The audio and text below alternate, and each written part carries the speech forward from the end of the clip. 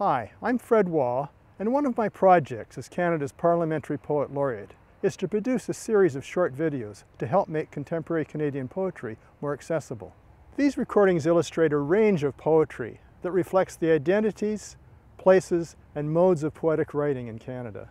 Besides the recording themselves, be sure to check out the supplementary material as an aid to understanding, teaching, and enjoying this poetry.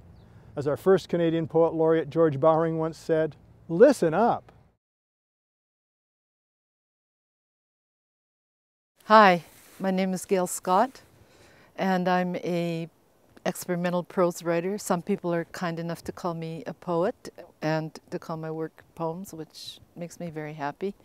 I've written several novels and short stories, manifestos, and today I'm going to read from my last novel, which is called The Obituary, and which is set in Montreal in an East End triplex with stairs going up the front and somebody lying on a bed in the top floor, remembering her family, among other things, and particularly the repressed indigeneity. The title of the obituary is for the dead mother and the dead mother's culture. So I'm going to read a little section from this. Dear Grandpa, I, your granddaughter, am a liar. That's crossed out. Wanted to be authentic. After, I mean, just before the future, and the future tale within, which is the realm of the ancestors, beautifully turned out. A Sunday when one is gathered, photographed to be remembered, adults smiling too wide. After wanting to be authentic, I, Rosine the liar, relocating in Je me souviens part of continent, deciding veritable alienation and not failure to be of undisputed origin, the stuff of any novel, albeit pretending to French friends a gad boubou notebook that, following the encounter with un tel, little conflagrations flaring up in the dark like lightning in a film noir, I could never be the same.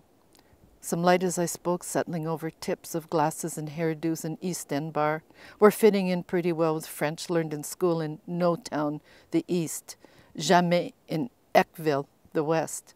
True, more learned outside from Véro, André, Thérèse, Françoise, our principal, Alesi, being chiefly enamored of Latin. No one teaching anything Algonquian, that's crossed out. Grandpa, can you see what a lie?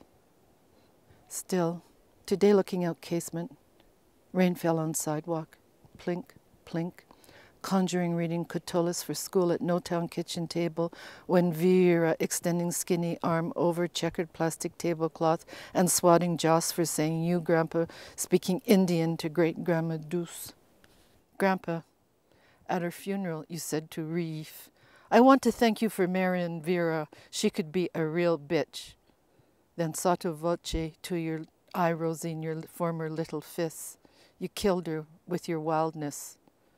I, Rosine, in interest of preserving copacetic Douce family image, hopping early flight back east, gray front button skirt, flapping open to knees, nice pair of boots, hoping to be happy, that's crossed out, famous, in so-called French part of continent.